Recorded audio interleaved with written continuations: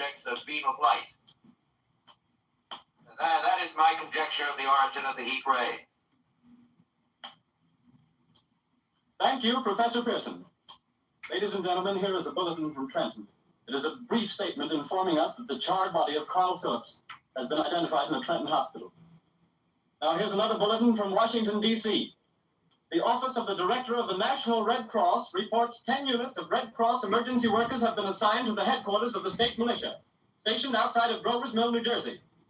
Here's a bulletin from State Police, Princeton Junction. The fires at Grover's Mill and vicinity are now under control.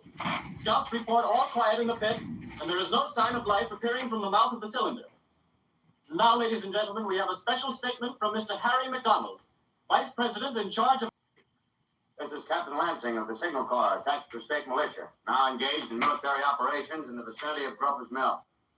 Situation arising from our position, surrounded on all sides by 8 battalions of infantry. Without heavy field pieces, but adequately armed with rifles and machine guns. All cause for alarm, if such cause ever existed, is now entirely unjustified.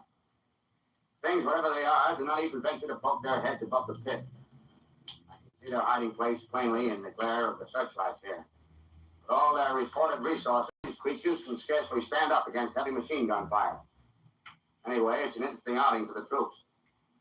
I can make out their khaki uniforms crossing back and forth in front of the light. Looks almost like a real war. There appears to be some slight smoke in the woods bordering the Millstone River, probably fire started by campers. Well, we ought to see some action soon. One of the companies is deploying on the left flank. A quick thrust and it'll all be over. Oh, wait a minute, I see something on top of the cylinder. No, it's nothing but a shadow. Now the troops are on the edge of the Wilmot Farm. 7,000 armed men closing in on an old metal tube. A tub, rather. Well, wait, that wasn't a shadow. It's something moving. Solid metal, kind of a shield-like affair rising up on the cylinder. Going higher and higher. But it's standing on legs, actually rearing up on a sort of metal framework. Now it's reaching above the trees and the searchlights are on it. Hold on.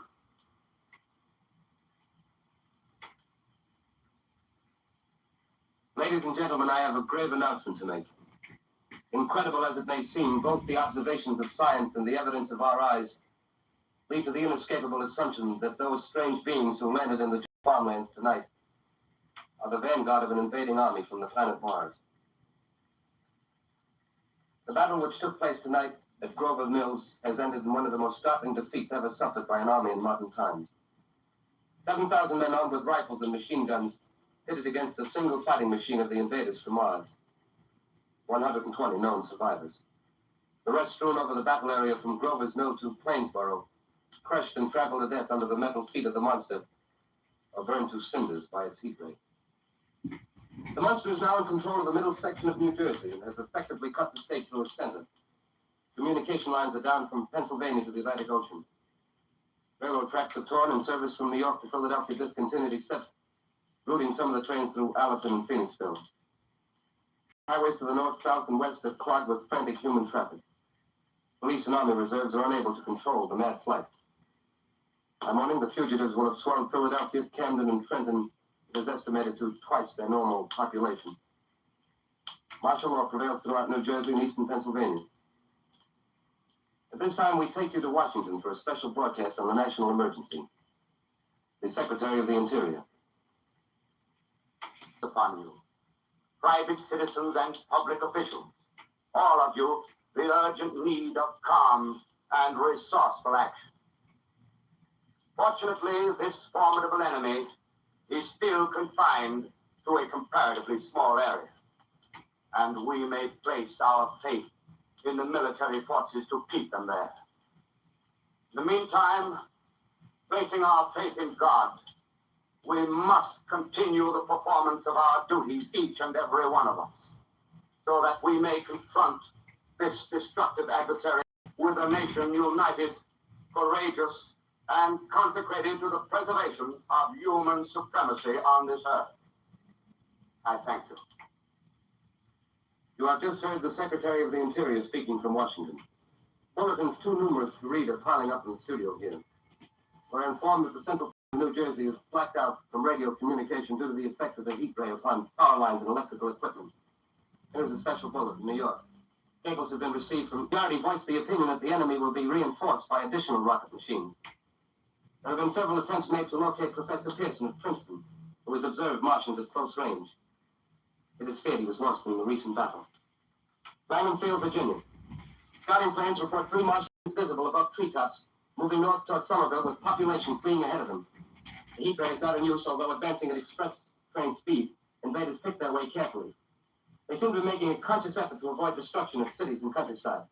However, they stop to uproot power lines, bridges, and railroad tracks. Their apparent objective is to crush resistant cylinders similar to the first, embedded in a great swamp 20 miles south of Markstown. Army field pieces are proceeding from Newark to blow up the second invading unit before the cylinder can be opened in the fighting machine rig.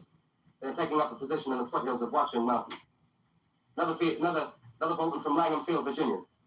Scouting planes report enemy machines now 3 in number, increasing speed northward, kicking over houses and in their evident haste to form a conjunction with their allies south of Markstown.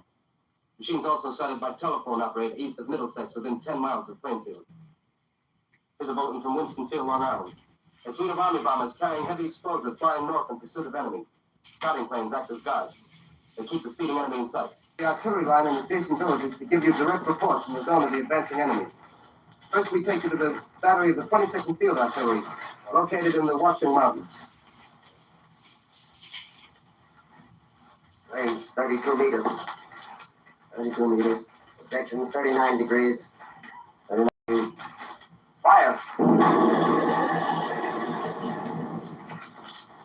140 yards to the right, sir. Ship range 31 meters. 31 meters. Projection 37 degrees. 37 degrees. Fire! Hit, sir. What's the type of one of them? They're stopped. The others are trying to repair. Rick, get the range. Ship 30 meters. 30 meters. Protection 27 degrees. 27 degrees. Fire!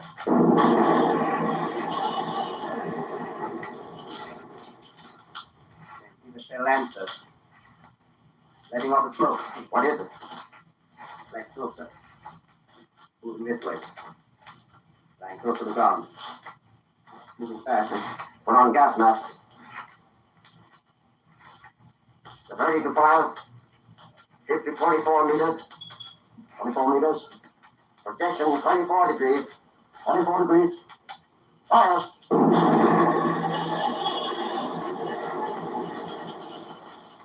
Here 10 feet, sir. Smoke's coming nearer. Get the range. 50 feet. Meter. 23 meters.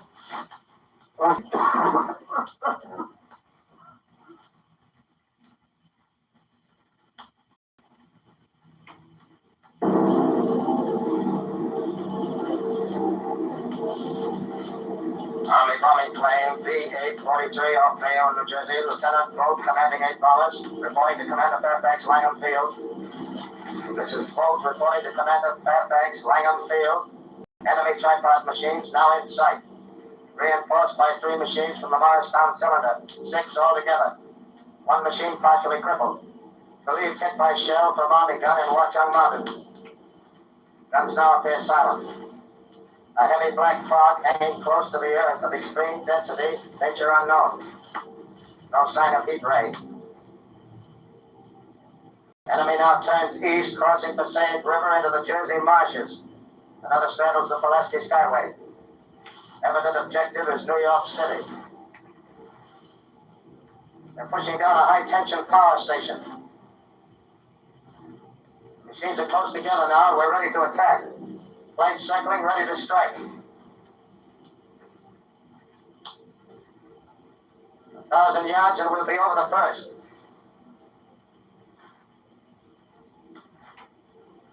$800 yards.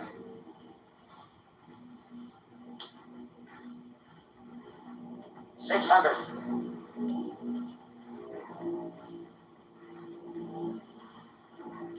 400. 200. There they go. The giant arm raised. Green flash.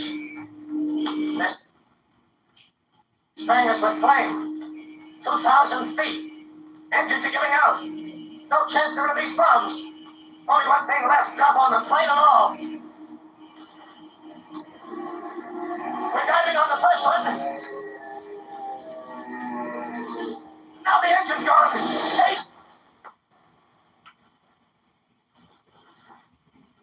This is Bayonne, New Jersey, calling Langham Field. This is Bayonne, New Jersey, calling Langham Field. Come in, please. Langham Field, go ahead. 8 Army is an engagement with enemy tripod machines over Jersey Flats. Engines incapacitated by heat ray. All crashed. One enemy machine destroyed. Enemy now discharging heavy black smoke in direction of... This is Newark, New Jersey. This is Newark, New Jersey. Warning. Poisonous black smoke pouring in from Jersey marshes.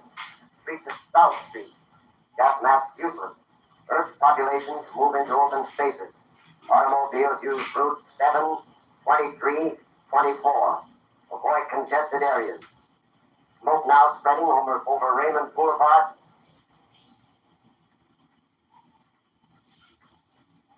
QX2L calling CQ, QX2L calling CQ, QX2L calling 8X3R. Come in, please. This is 8X3R coming back at 2X2L. How's reception? How's reception? Okay, please. Where are you, 8X3R? What's the matter? Where are you? I'm speaking from the roof of Broadcasting Building. I'm speaking from the roof of Broadcasting Building, New York City. The bells you hear are ringing to warn the people to evacuate the city as Martians approach. Estimated in the last 2 hours, 3 million people have moved out along the roads to the north. Hutchinson River Parkway is still kept open for motor traffic. Avoid bridges to Long Island, hopelessly jammed. All communication with Jersey Shore closed 10 minutes ago. No more defenses. Our army is wiped out. Artillery, Air Force, everything wiped out. This may be the last broadcast. We'll stay here to the end.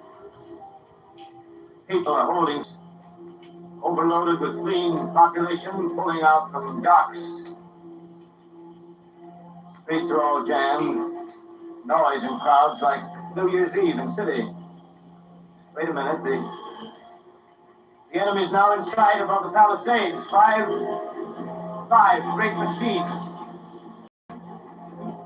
First one is crossing the river. I can see it from here, waiting the Hudson like a man waiting through a brook. A bulletin is handed me. Martian cylinders are falling all over the country. One outside of Buffalo, one in Chicago, St. Louis. Seem to be tied in space. Now the first machine reaches the shore. He stands walking, looking over the city. Steel cowlish head is even with the skyscrapers. He waits for the others. They rise like a line of new towers on the city's west side.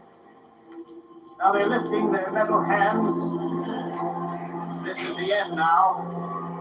Smoke comes up and dropping in like rats. Now the smoke's spreading faster. It reaches Times Square. People are trying to run away from it, but it's no use. They're falling like flies. Now the smoke's crossing 6th Avenue. 5th Avenue. 100 yards away. It's 50 feet.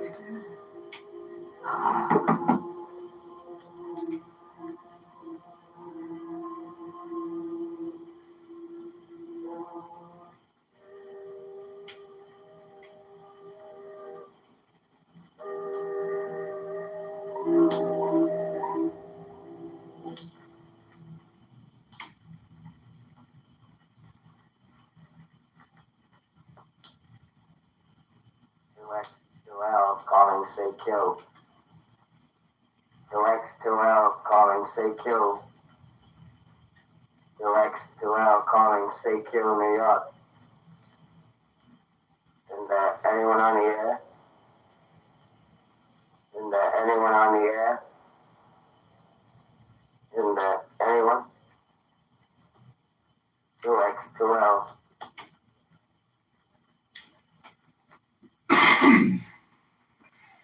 You are listening to a CBS presentation of Orson Welles and the Mercury Theatre on the Air in an original dramatization of The War of the Worlds by H.G. Wells. The performance will continue after a brief intermission. This is the Columbia Broadcasting System. The War of the Worlds by H.G. Wells, starring Orson Welles and the Mercury Theatre on the Air.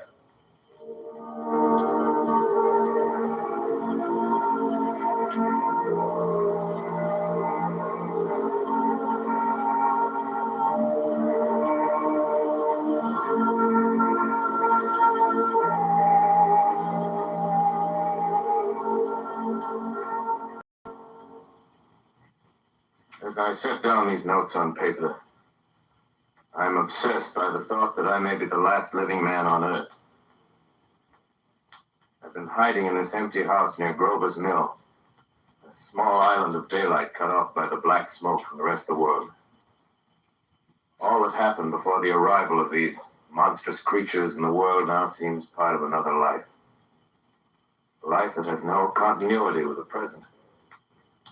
Furtive existence of the lonely derelict who pencils these words on the back of some astronomical notes bearing the signature of Richard Pearson.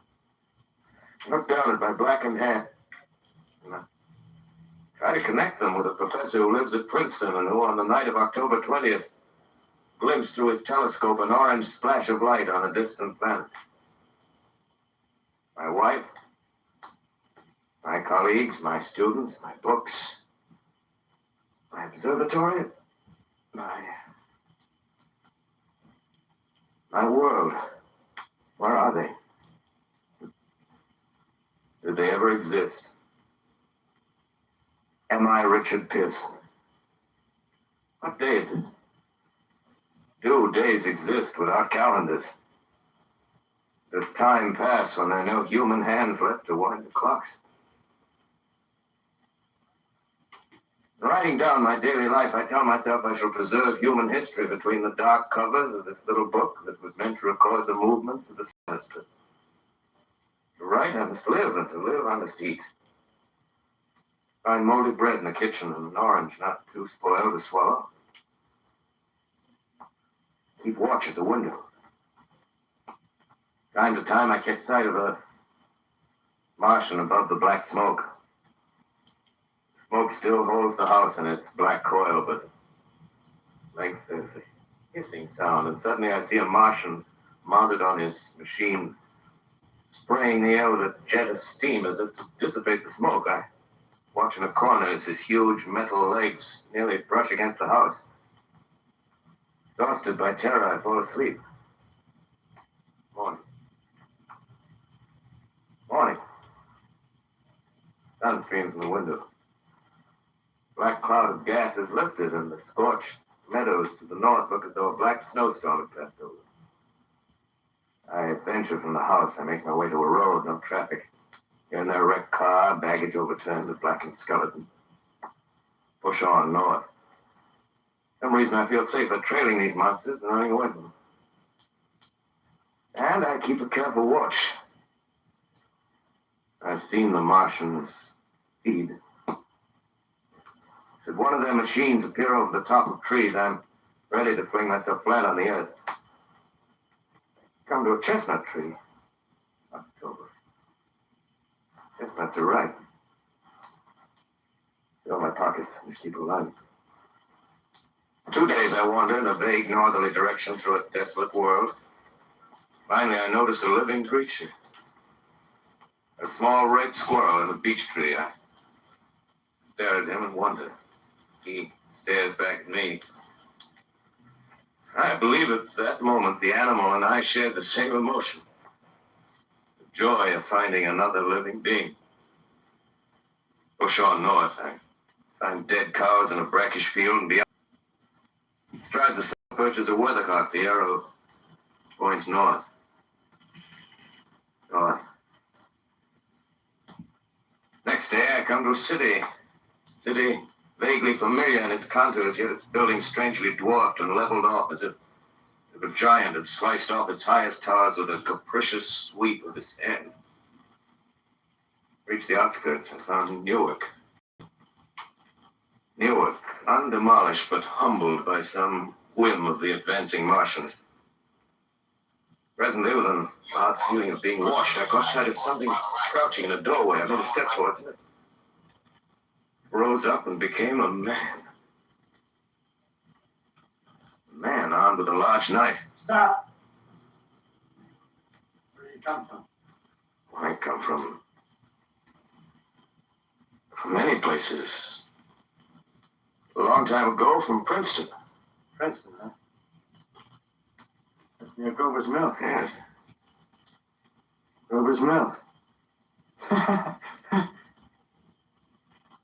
There's no food here. This is my country. All this end of town down the river. There's only food for one. Which way are you going? I don't know. I guess I'm looking for people. Hey, what was that? You hear something just then? No, only a bird. A live bird. Yeah. Get to know that birds have shadows these days. Hey, we're in the open here. Let's call in this doorway here and talk. Have you seen any Martians? Nah. They're going over to New York. Night, the sky's alive with their lights, just as if people were still living in it. I think they're learning how to fly. Fly? Yeah, fly. It's all over with humanity. Stranger, it's still you and I. Two of us left. Yeah. They got themselves in solid. They wrecked the greatest country in the world. Those green stars, they're probably falling somewhere every night. They've only lost one machine. There isn't anything to do. We're done. We're licked. Where were you? You're in a uniform. Yeah, what's left of it. I was in the militia. National Guard. That's good. There wasn't any war. Any more than there's war between men and ants. Yes, but we're eatable ants. I found that out. What do they do to us? I filled it all out. Right now, we're caught as we're wanted. The Martian only has to go a few miles to get a crowd on the run. But they won't keep on doing that. They'll begin catching us systematic, like keeping the best and storing us in cages and things. They haven't begun on us yet. Not begun. Not begun. All that's happened so far is because we don't have sense enough to keep quiet. Bothering them with guns and such stuff and losing our heads and rushing off in crowds. Instead of our rushing around blind, we gotta fix ourselves up according to the way things are now. Cities, nations, civilization, progress. Yes, but if that's so, what is there to live for? Well, there won't be any more concerts for a million years or so, and no nice little dinners at restaurants. If it's amusement you're after, I guess the game's up. What is there left? Life, that's what. I want to live. Yeah, and so do you. We're not going to be exterminated. And I don't mean to be caught either. Tamed and fattened and bred like an ox. What are you going to do? I'm going on. Get into their feet. I got a plan. We men as men, we're finished. We don't know enough. We got to learn plenty before we get home. Yeah, on Sunday. Worried about the hereafter. Martians, they'll be a godsend for those. Nice movie. You thought it all out, haven't you? Sure, you bet I have. That isn't all. These Martians are going to make pets of them. Train them to do tricks. Who knows, get sentimental with a pet boy who grew up and had to be killed. Yeah. Some maybe. They'll train to hunt us. Yes, they will. There's nothing to do with flat. One of them after me by. In the meantime, you and I and others like us, where are we to live when the Martians own the Earth? I got it all figured out. To live underground. I've been thinking about the sewers. Under New York, there are miles and miles of them. The main ones are big enough for anybody. And there's cellars, vaults, underground storerooms, railway tunnels, subways. didn't see. They got a bunch of strong men together. No weakness. That's rubbish. Out. As you meant me to do. Give you a chance, didn't you? Won't quarrel about that. Go on. Well, you gotta make safe places for us to stay in, see? There are books we read. Science books. That's where men like you come in, see? We raid the museums. We'll even spy on the Martians. Learn the way how. Maybe in our time. See? Imagine having one of them lovely things where the feet lay wide and free. We'd turn it on Martians. We'd turn it on men. We'd bring everybody down on their knees. That's your plan. You, me, more. We own the world. I see. Hey. Where you going? Not to your world. Bye, stranger. Well, after parting with the artilleryman, I came at last to the Holland Tunnel, entered that silent tube. Anxious to know the fate of the great city on the other side of the Hudson. Cautiously, I came out of the tunnel and made my way up Canal Street. Reached 14th Street, and there again were black powder and several bodies and an evil, ominous smell from the gratings of the cellars of some of the houses. I wandered up through the 30s and 40s, stood alone on Times Square. Caught sight of a lean dog running down 7th Avenue with a piece of dark brown meat in his jaws. A pack of starving mongrels. Made a wide circle around him until he feared I might prove a fresh competitor. Walked up Broadway in the direction of that strange powder, that silent shop windows, displaying their mute wares to empty sidewalks. Past the Capitol Theater, silent, dark. Past the shooting gallery where a row of empty guns faced an arrested line of wooden ducks. The building, I watched a flock of black birds circling in the sky. Hurried on. Suddenly, I caught sight of the hood of a Martian machine, standing somewhere in Central Park, gleaming in the late afternoon sun. And the same idea. I rushed recklessly across Columbus Circle and into the park. I climbed a small hill above the pond at 60th Street. From there, I could see standing in a silent row along the mall 19 of those great metal titans, their cowls empty, their steel arms hanging listlessly by their sides. I looked in vain for the monsters that inhabit those machines. Suddenly, my eyes were attracted to the immense flock of black birds that hovered directly below me. They circled at the ground. And there before my eyes, stark and silent, lay the Martians with the hungry birds pecking and tearing brown shreds of flesh from their dead bodies. Later, when their bodies were examined in laboratories, it was found that they were killed by the putrefactive and disease bacteria against which their systems were unprepared. Plain, after all, man's defenses have failed.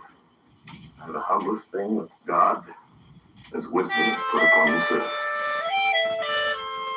Before the cylinder fell, there was general persuasion that through all the deep of space, no life existed beyond the petty surface of our minute sphere.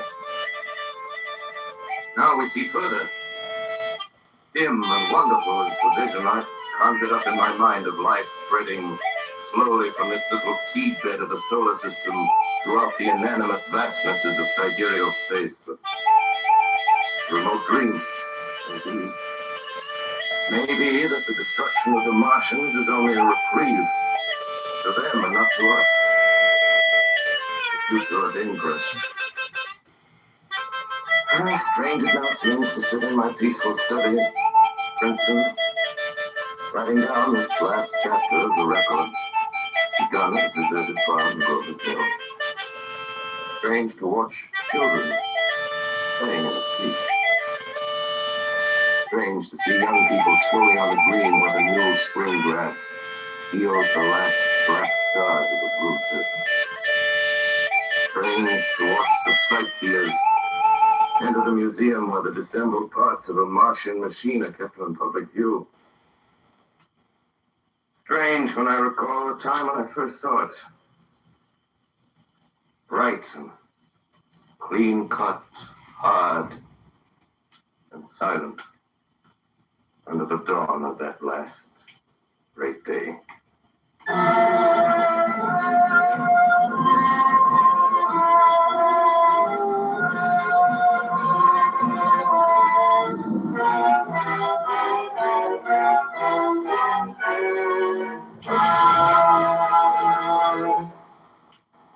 This is Orson Welles, ladies and gentlemen, out of character, to assure you that the War of the Worlds has no further significance than as the holiday offering it was intended to be.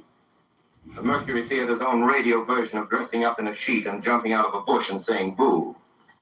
Starting now, we couldn't soap all your windows and steal all your garden gates by tomorrow night, so we did the best next thing. We annihilated the world before your very ears and utterly destroyed the CBS. You will be relieved, I hope, to learn that we didn't mean it, and that both institutions are still open for business. So goodbye, everybody, and remember, please, for the next day or so, the terrible lesson you learned tonight. That grinning Russian, it's Halloween.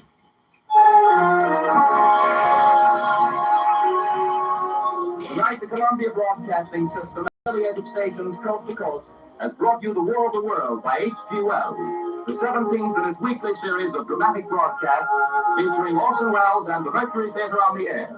Next week, we present a dramatization of 3 famous short stories. This is the Columbia Broadcasting System.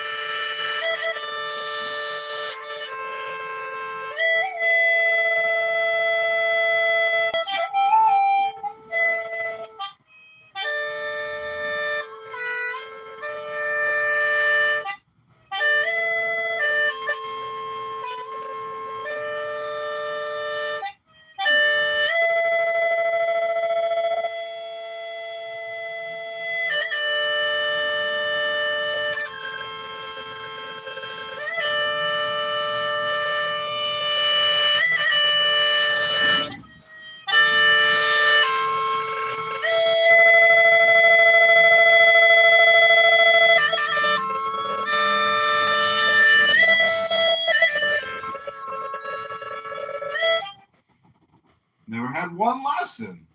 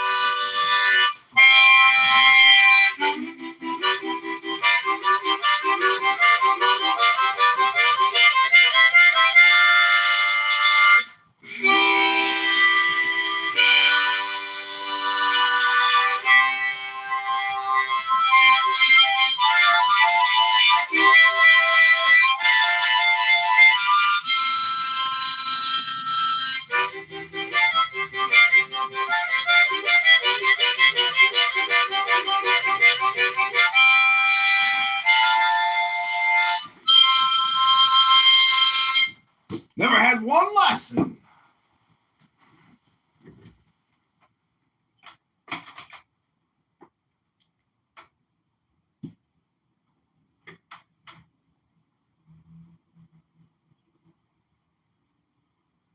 Only if Iran continues to fight.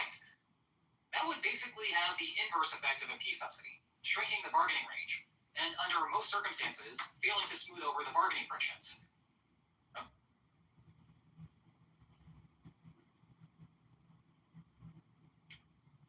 The first thing I said was just that people who experience discrimination under the city's programs, housing ordinances, or practically the program would qualify. That's what I read in Associated Press. The draft of the guidelines for the program that Tion just gave us says that to qualify, you have to be Black. Wait, the report? No, the guideline for the program itself. So the city of Evansville published its guidelines for this program. And Section 4 of that document states the terms for eligibility, and one of those terms is race, Black. Yeah, Black race of the person descent from, correct? Or you, if you're still alive, if you experience and you experience housing discrimination in Evanston during that period. Well, if you're a quadroon who identifies as white, but whose great-granddaddy was denied something in 1928 because he was a Negro, you actually would be eligible. Yeah, and the person who was The quadroon eligibility. they're claiming discrimination to an ancestor that was not Black in Evanston. Who was the person they descend from who lived in Evanston? So what if it's on purpose? Well, what kind of discrimination are they claiming? Jewish?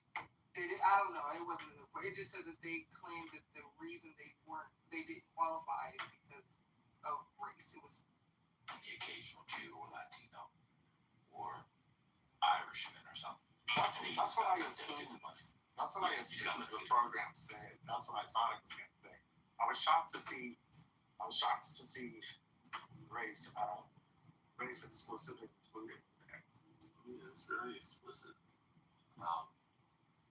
For all the people, for all the reparationists who have made the argument that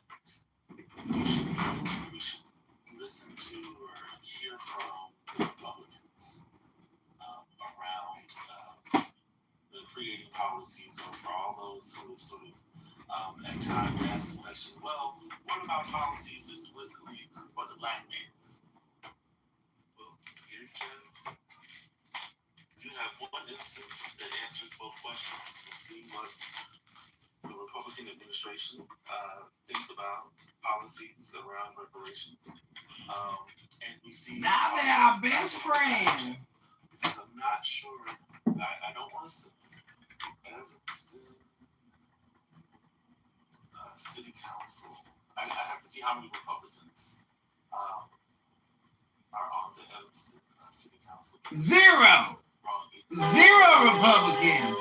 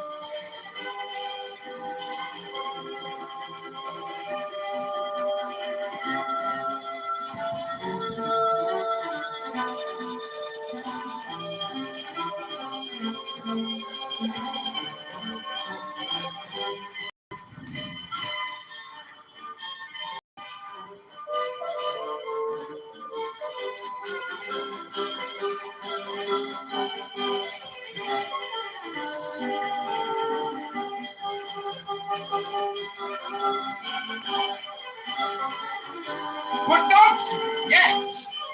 Not till I get to the gym.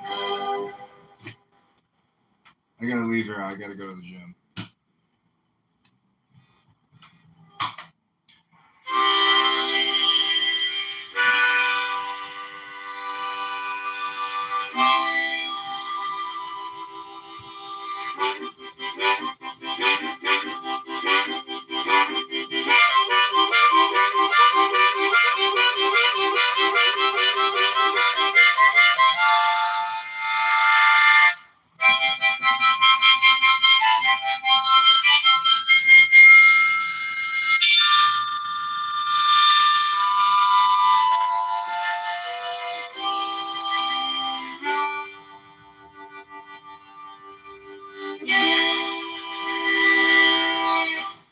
Never had one lesson.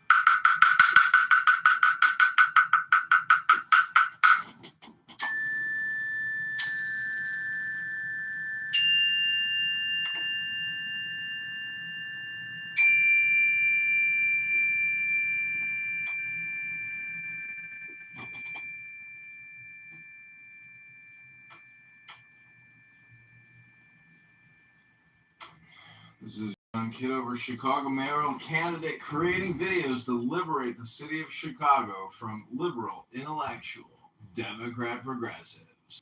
Or ChicagoMayorElect.com or ChicagoMayoral.com or just Google John Kitover.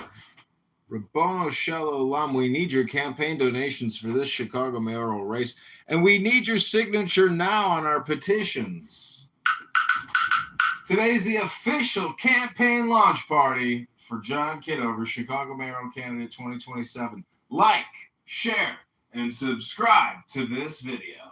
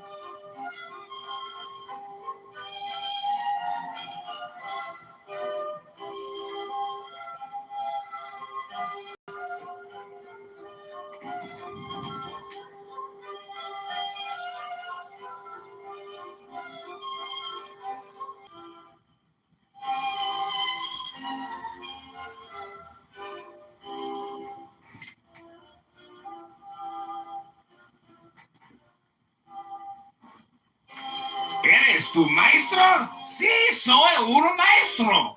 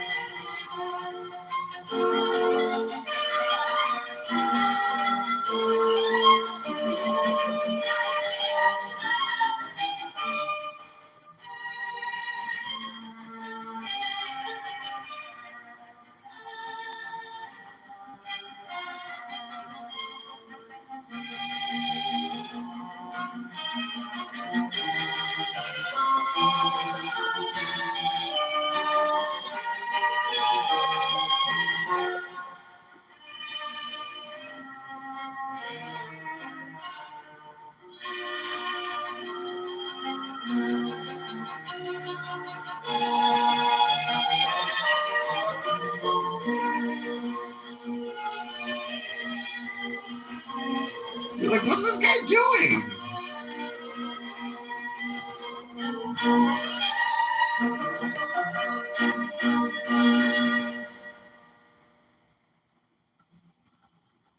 If you haven't figured out what I'm doing, I'm creating clips here for YouTube, exclusive. John Kitover directs Mozart, the next mayor of Chicago, the greatest artist in Chicago, greater than Obama and his husband. Oh, what a show that's going to be. Tickets are only going to be $80,000. You get an Obama ticket with Bono and U2. That's a big ticket in Chicago.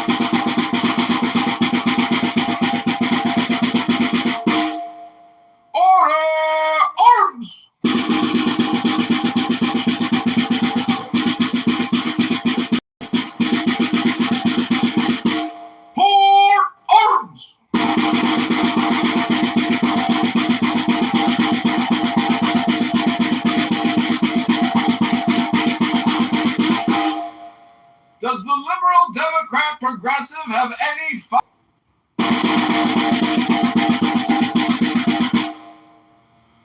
Prepare to fire arms! Fire!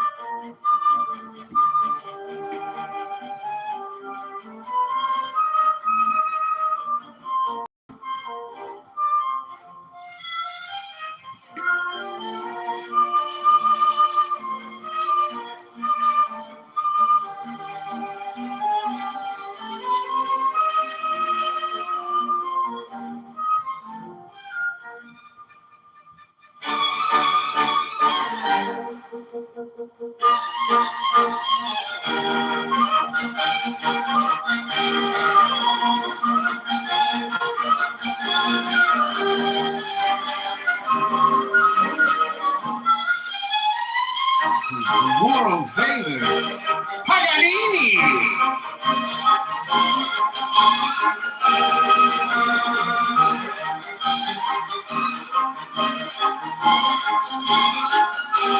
You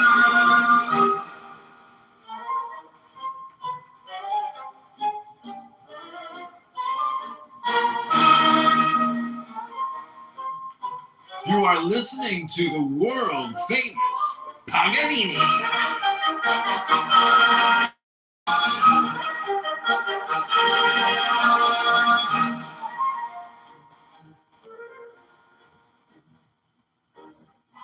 You are listening to the world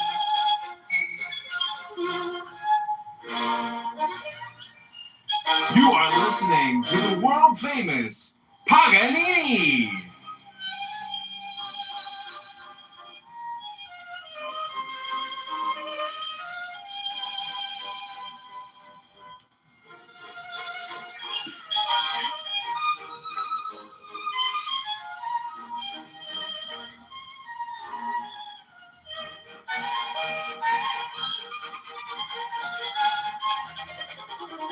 You are listening to the world famous Paganini.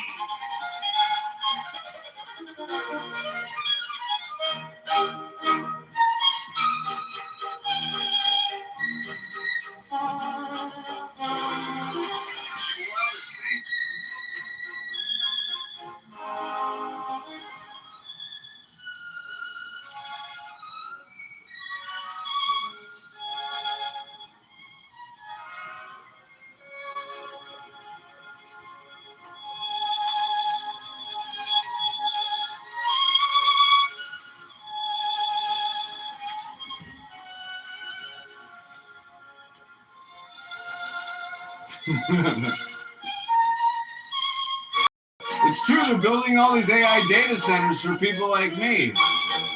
Creators. I am a creator.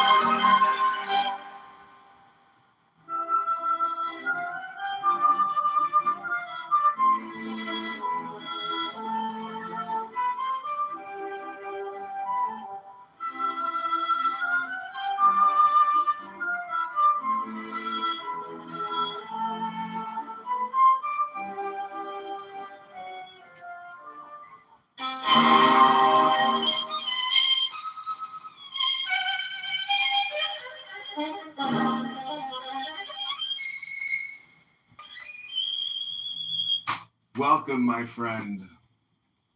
What's up? It's been a while. How are you? Rabbanu Shalom, I'm listening to Paganini. Oh, that was nice. Very, very good music. Sometimes, John, I'll be honest, I love talking with you. But sometimes when I talk with you, I'm afraid that you're disappointed in me because I'm still wasting my life. But then I remember, you're wasting your life.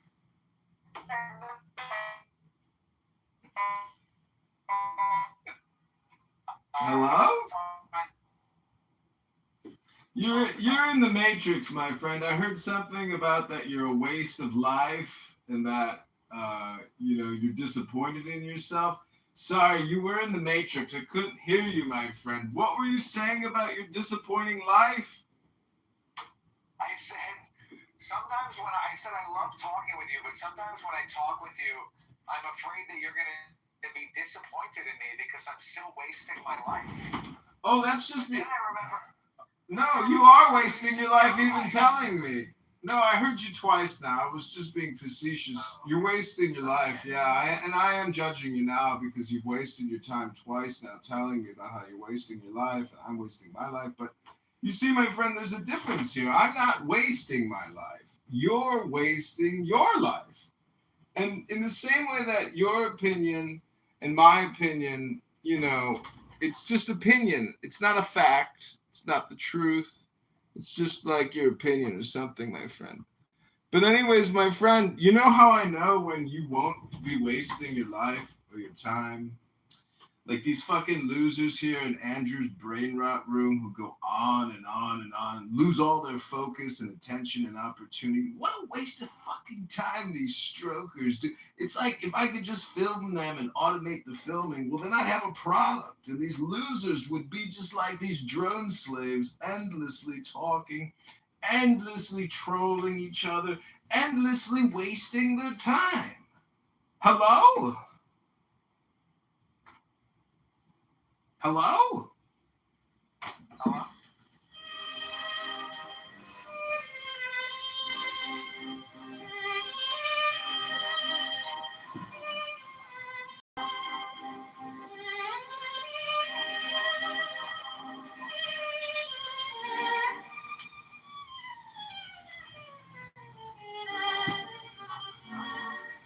Hello?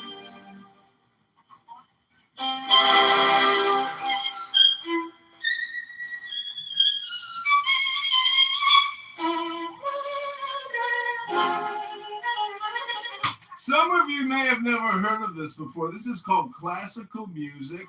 It's Paganini. It's better than listening to you all run your fucking mouths all day. Take a zipper and just put it over that fucking mouth.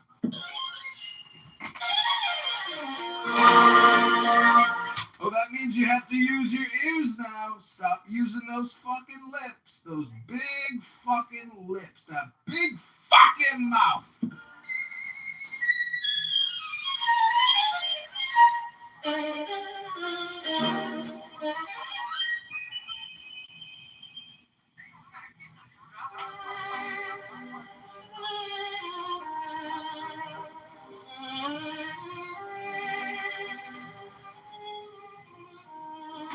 Why did she kick?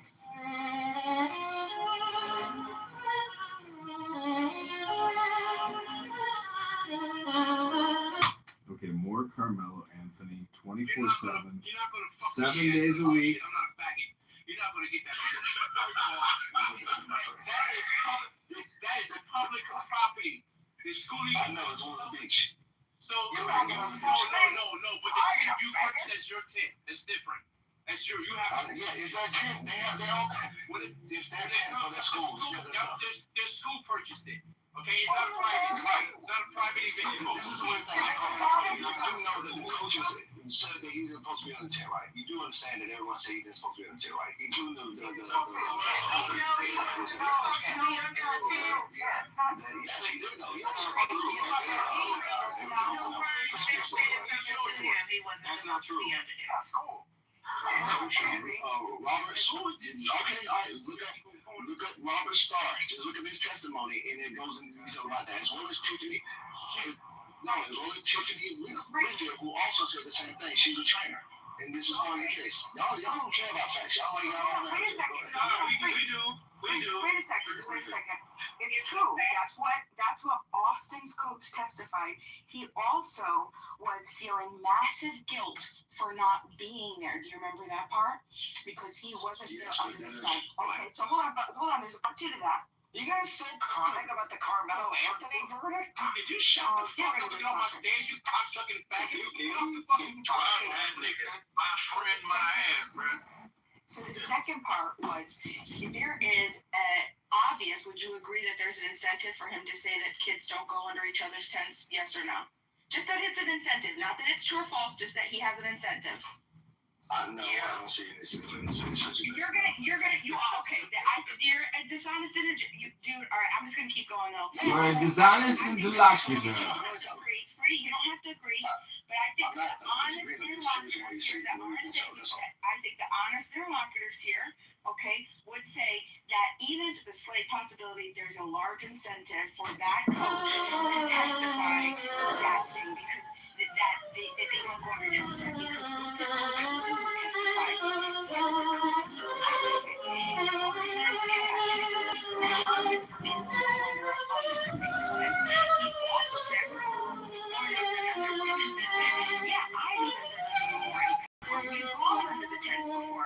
But now, you could also agree that does he have an incentive because he is Carmelo's? Yeah, sure, of course.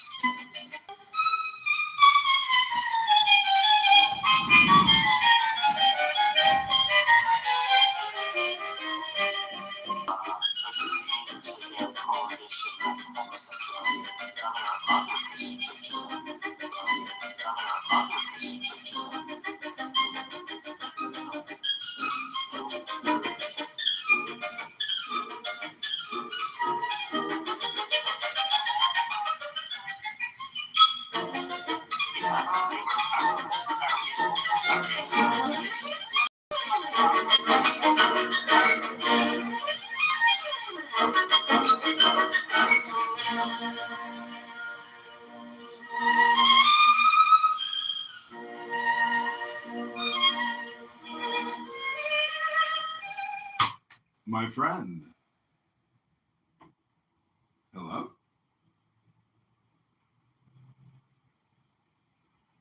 Hello?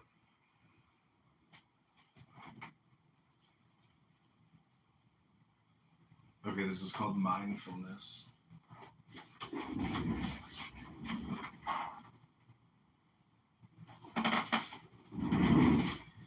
Mindfulness is the path to immortality. Negligence is the path to death. The vigilant will never die, whereas the negligent are the living dead. With this understanding, the wise, having developed a high degree of mindfulness, rejoice in mindfulness, delighting in the domain of the noble ones. These awakened ones, dedicated to meditation, striving actively and vigorously, attain nirvana, the ultimate serenity, the ultimate security, the fame and fortune of the man who is vigorous, aware, unsullied, acting with consideration and restraint, become ever growing. The wise man by vigor, mindfulness, restraint, and self-control creates for himself an island which no flood can submerge. The foolish, the unwise surrender themselves to negligence, whereas the wise man, don't lose yourself in negligence. Don't lose yourself in sensuality, for it is the mindful and meditative man who would experience supreme happiness when the enlightened man frees himself from careless behavior through mindfulness. Free of sorrow, he gazes on the sorrowing masses as one on the mountaintop gazes on the plain below. The mindful person among the mindless, the aware person among the unaware, surpasses the rest with his wisdom, like a superb racehorse, outstripping an old worn-out horse.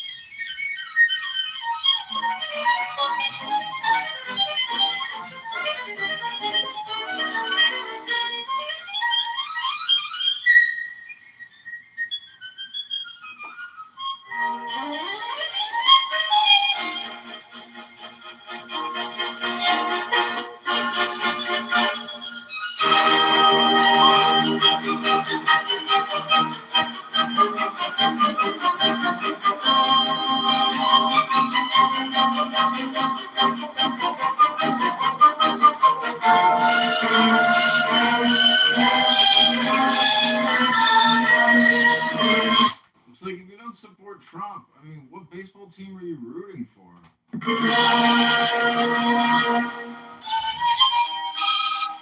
You ain't rooting for America. Let's get her done.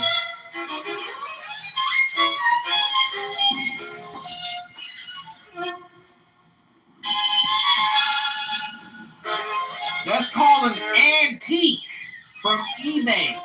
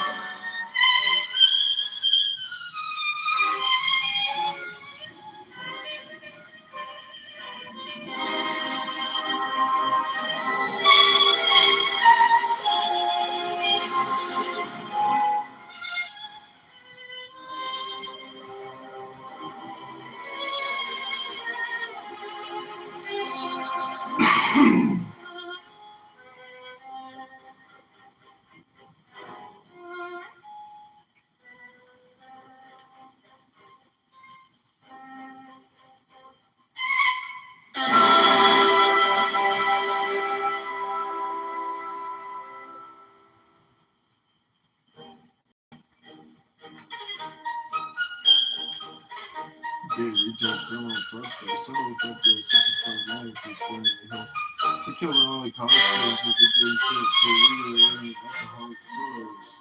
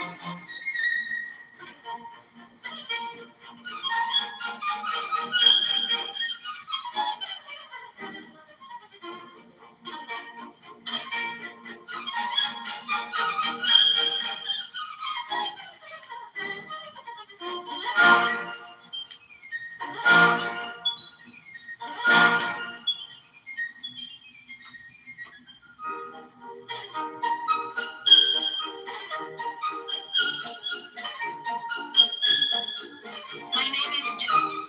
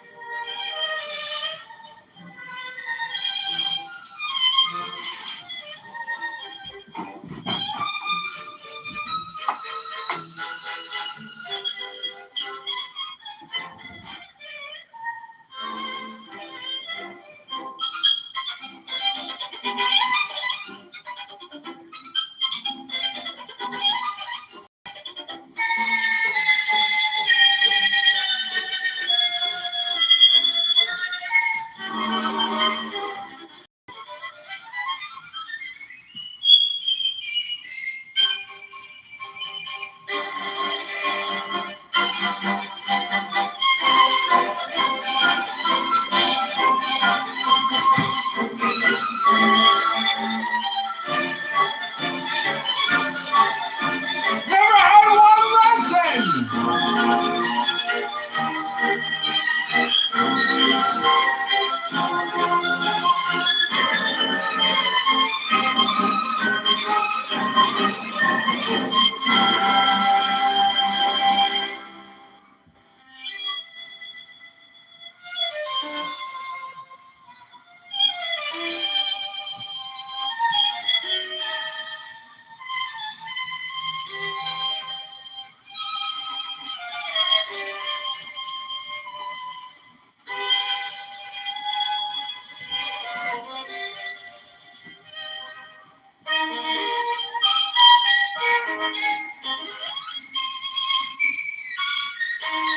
Uh-oh.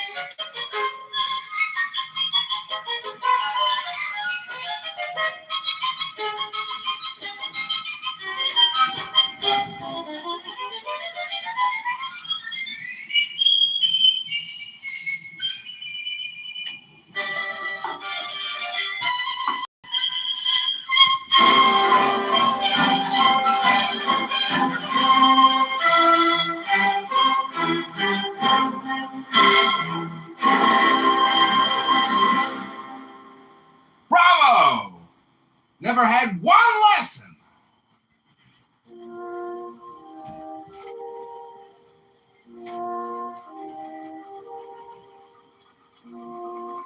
It's not working.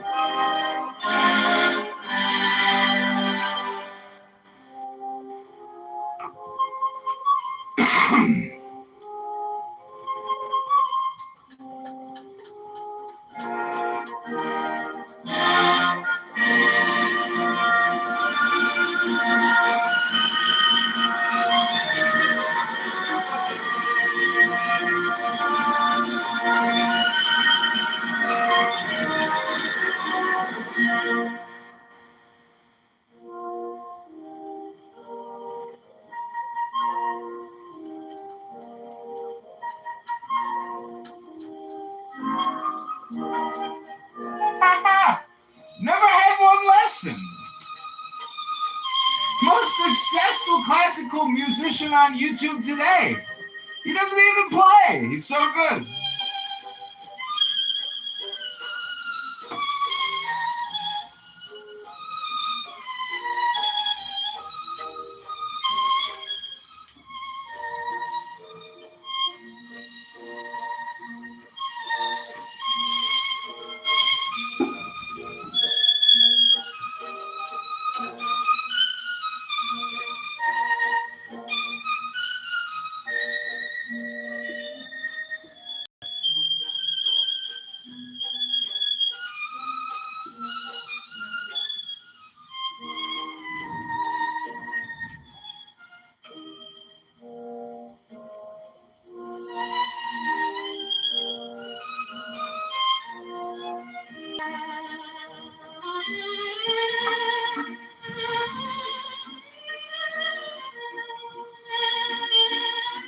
The hits coming, that's what they say. Keep them coming. Hit them again, hit them hard. Keep the hits coming.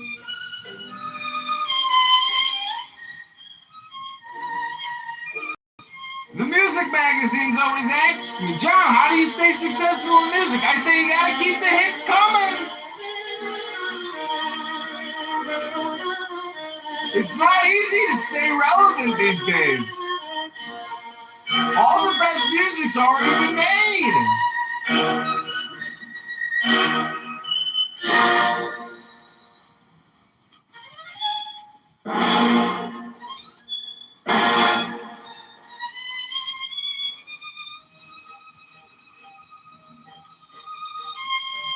John, where did you go to music school? Oh, I went to Carnegie. Or what's the famous one called?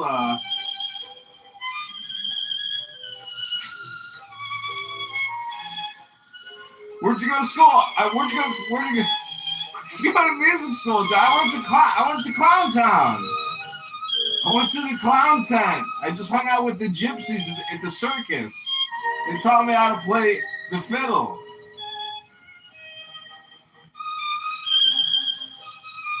I went to music school at Carnegie Mellon.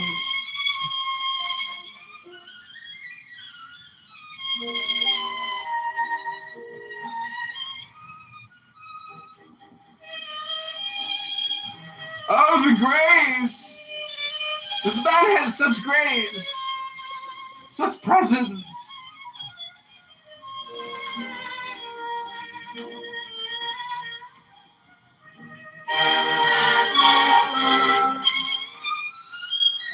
John, you're not even playing.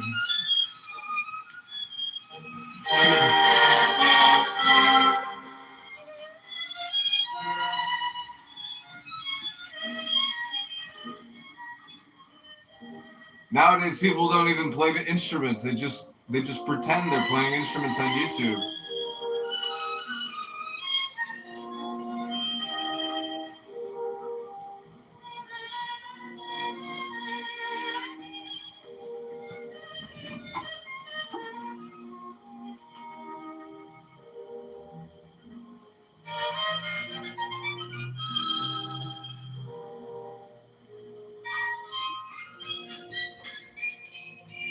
You are listening to the world-famous Paganini, performed by Chicago mayoral candidate John Kitover, running in the February 23rd, 2027 Chicago mayoral race. Go to ChicagoMayorVote.com. Go to ChicagoMayorElect.com. ChicagoVoteRegistration.com. ChicagoMayoral.com. JohnKitoverChicago.com. Like this video, share and subscribe. Together we will liberate Chicago from the Democrat, liberal, communist, progressive liars, the fraudsters, the scammers. Turns out you can't be racist. It's against the law. Reparations was a scam. You can't discriminate now. It's against the Constitution.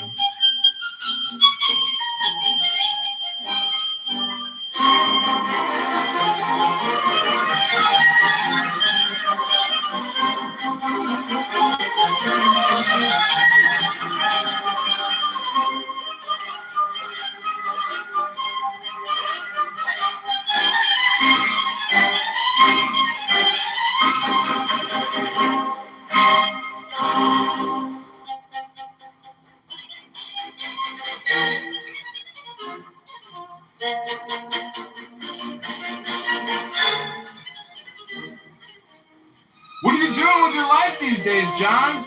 Oh, I pretend to play the fiddle on YouTube. That's awesome. I love that for you. It's a living.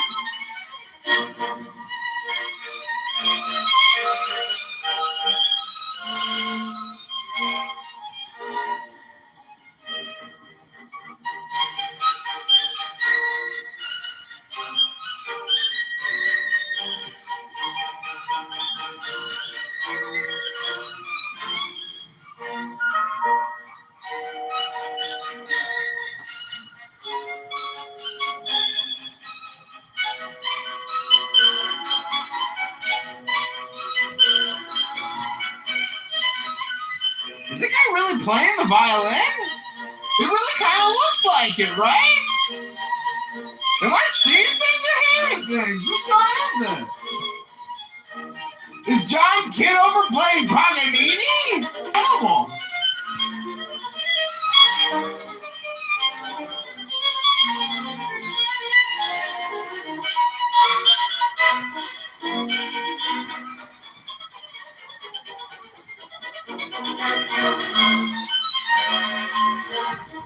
Your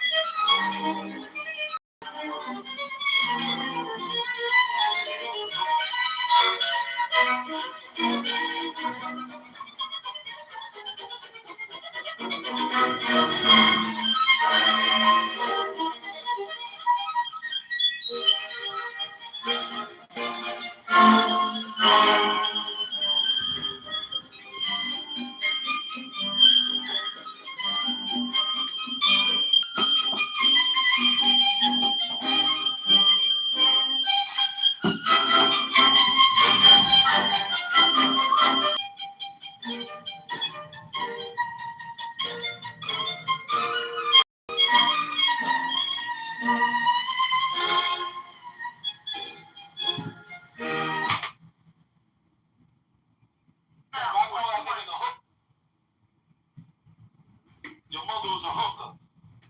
Your mother was a hooker? Now, once again, I'm trying to read.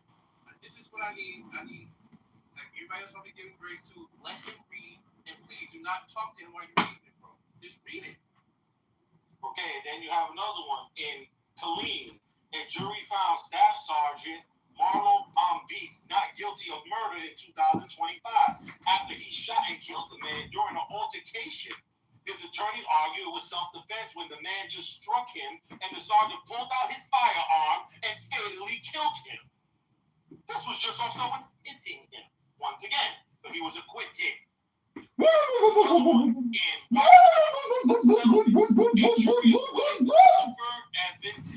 of capital murder and murder charges in 2021 of a double shooting after receiving self-defense instructions and accepted the defense's theory of the case.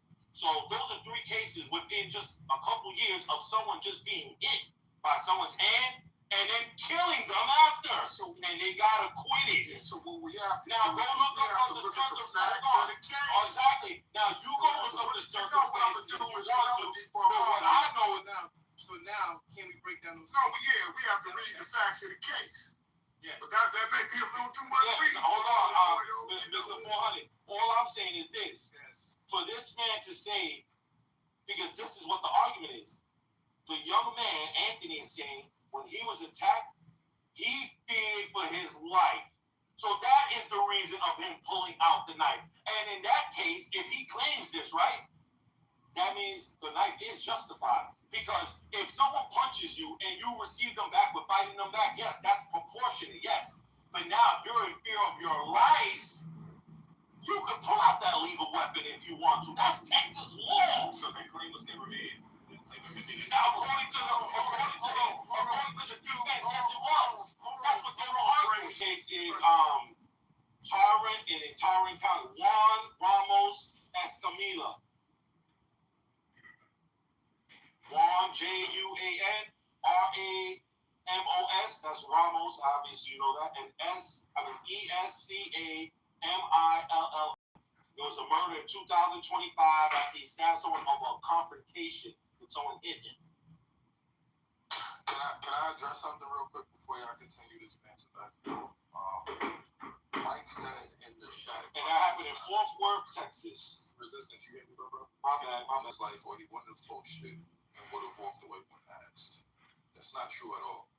Not everybody that's is going to freeze up and retreat, right? Retreating is not the only indicator that a person is scared.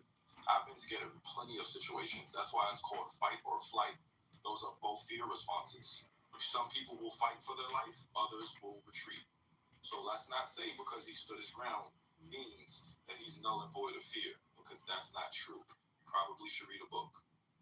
So real quick, listen, I think he could be in fear. The problem is, right, he could be in fear. The problem is you have to go off what's being said. It's the same logic I can bring this knowledge up where this probably a lot more passive, a lot more talk. Someone comes up to a guy and says, hey man, let me use your bike real quick. And the guy's like, yeah, sure, yeah, go ahead. He's like, I'll be right back. He called the police on the guy as soon as the guy takes the bike, right? The cops get the guy. He said, hey man, he told me I could use his bike. And the police asked, why did you call the police? And you say, you told me to use it. I was afraid he was going to take it anyway, so I just told him yes. Like, you see how stupid that sounds and how fucked up it is? Like, you may be scared and all that, but we have to go off what's actually said. So he's daring them, which is escalating the situation. We just have to take it for what it is. So what he deals versus what he said is two different things. And more importantly of all, he had all the chance to clarify that, but he didn't.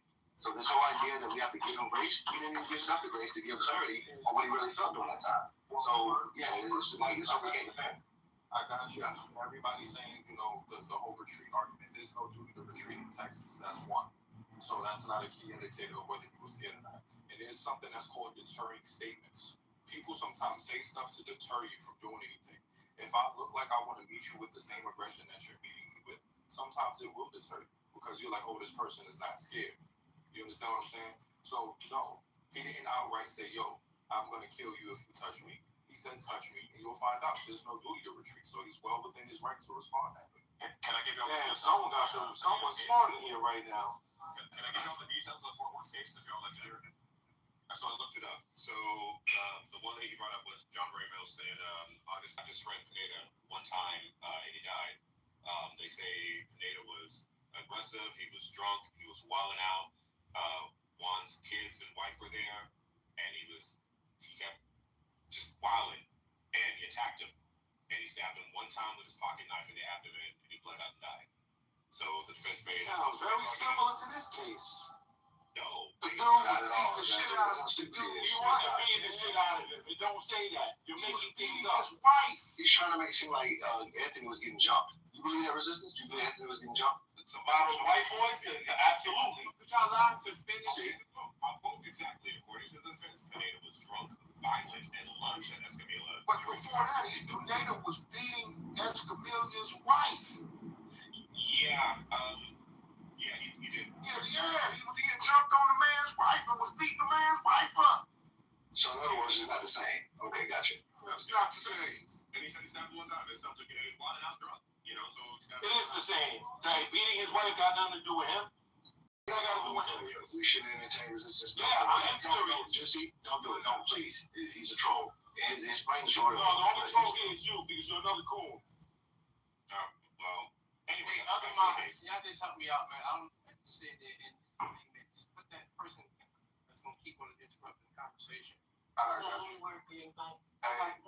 Hey, resistance. Let's try to keep it on a conversation and not make personal attacks. Now, if somebody says something about you, I'll let it rock. But yeah, but he just did this one. What do you got? Selective hearing? Listen, bro. I need you to calm down. I'm just as a man, bro. I ain't got no problem with you, brother. I'm just saying, but he did insult me first. That's why I called him that. I'm not getting this. I got you. So listen, fellas, don't throw stones or hide your hands. If you say something to him, he say something back. You know what I'm saying? Let's be men and have a civil conversation, please. Also, in most states in the state of Texas, you are allowed to use force to defend other people. And oddly enough, you're allowed to use deadly force to state against Texas. But I think they repealed that part over the one case. But you can use force to defend other people, especially your family. And people have to understand what being a provocateur is, which I keep honing in on this point, right? Yeah, but not excessive. They were equal footing. They were on equal footing. You asking someone to do something like move, asking, because again, that's what I was trying to address what you're saying, 400. If he's saying you better move or else, you're right, that would be a threat. For sure, I would take that as a threat. I know other people said no, I would. But someone say you better move just by itself, that sounds like a threat. So I think it's reasonable to set that as a threat. The problem is, that's not what alleged happened in this case. That's the issue. So when you guys frame this a certain way, I can't defend it because you frame it in a way that's indefensible. The problem is, you need to go off the facts that the case was alleged. This is why people consider him an aggressor. It was never framed that they just came him in a fashion the way he needs to defend himself. It seemed like they came to him in a fashion the way they just wanted to iterate the grievances. Hey, could you please leave out 10? Could you leave out 10? They ain't gonna say please. Hey, we need you to move now. Like, you're not here. This is our shit, right? He turned it up by saying, you pussies ain't gonna do nothing. Touch me and see what happened. I dare you to touch me and X, Y, Z. Some of the sort. That is escalation. That's the propagation, right? And when you start doing that, you're taking it to another level, which warrants some type of physical action. And again, they didn't have to touch him because what could happen, he could just sit there the whole time and they just got to coach or teach or just let him sit in the whole fucking game. Who gives a fuck? But the point is, for the fact he did that, he loses every right to claim self-defense. He's not in the stand your ground position. That actually puts Metcalf in the stand your ground position. Because Metcalf is where he's supposed to be. Metcalf is doing everything right in this particular situation. He's not. So the bottom line is, this boy don't have a defense. Y'all at this point. I understand. This is the part that I'm arguing because you're wrong. I understand you guys believe that. Problem is, the case. That's the point. You're believing the is prosecutor wrong. say that, and you believe the prosecutor because your defense did push that up as an argument, saying that they told him you better leave or else. I didn't finish. It's in the I'm reading it here though. You're lying. The problem is the evidence doesn't support that. Yeah, So but that's one thing has nothing to do with that. You're saying that's not like that wasn't an argument. Resistance. You're wrong. The problem, I got you. The problem of the matter is, and this is definitely why I was very unwise for him to do what he did. You're by yourself. You don't have no one on your side. If it was my son, if it was me, I would have fucking left. It's called risk assessment. Hey, can I even win this situation? I cannot beat these boys. I cannot do anything to them. I'm by myself and I have my coach, nothing. The best option was to leave. Now, yeah, you have to leave. Yeah, it's not what he had to do. What's the most logical thing to do? Like, this is why we get fucked up in a lot of cases because we just pick the dumbest option. Like, hey, option A, leave and mitigate the situation. Option D, escalate, challenge these motherfuckers. Let me challenge them and go grab a knife and challenge them again to touch me again. This is fucking dumb. We need to stop this. We have to. My intuition tells me you guys are arguing with residents who isn't even black. You sound like Puerto Rican or something. Something from upper New York. You see what I'm saying? So why can't I attack her now? Why can't I call her dumb monkey that she is? Because she thinks she knows my race. You're not black. Are you black? You're not black. He had a knife. He did not have a knife. Even in the trial, they labeled it a tool. They labeled it a tool.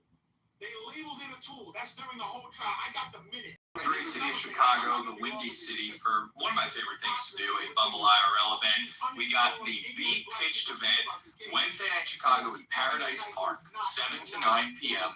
Come by, basically, just going to be people pitching their hot single friends. Rowan's going to be pitching me. He's going to be my wingman. I hope he pitches me well. I mean, Rowan's a convincing guy. He's going to be like, oh, this is Tommy. He's the best. It's going to be a great event. Paradise Park, Wednesday night, come by, 7 p.m. These are always so much fun. I'm so glad to be doing another. Actually charging him with this whole case. This young man is gonna get a reversal. But my dumb bully is saying it first. This case is gonna get overturned, and he's gonna walk away like Bill Cosby did. That's what the fuck is gonna happen. Somebody, anybody, I challenge any one of you on this act. I don't care what your position, what your belief is. Go get the indictment and read it in this room. I'm sorry. So hold on, real quick, because I know everybody is hung up on his words during the approach. He said something to the effect of "Don't touch me, or else or touch me, you're gonna find out." So I'm on the Texas Law website. I'm interacting with the AI, and I'm getting. Yo, fuck the Texas Law website. Go get the indictment. You have to let me finish. I just let you finish, bro. Please. But if you get the indictment, that is what he went to trial on. He didn't go to trial on that Texas law bullshit. He went to trial on what is inside of his indictment. Please, not with emotions. Yeah, I understand what you're saying, but everybody is saying that because he said, "Don't touch me or else," or something to that effect, that You it makes it a feed. threat. Actually, under Texas law, is considered a verbal warning. That's not true, bro, because you gotta read the indictment. All that stuff that you're reading to the latter is false. Everything that you're reading. Back in the great city of Chicago, the Windy City, for one of my favorite things Go ahead, to do, a Bumble IRL. So event. We got the beat. So saying something like "Don't touch me or else" when a person approached you, right, in a menacing way, which the Metcalf brother did, is not generally looked at as a threat. It's looked at as a verbal warning. I'm just saying for the people that are saying that. I'm reading it right now. All right, so here's my y'all gotta forgive this excitement. I'm not even gonna call it passion. Nah, we know what it is, bro. I'm just pissed off because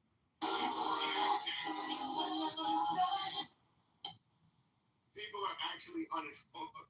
People are actually uninformed. Everybody keeps, "Oh, he had a knife. He stabbed a knife."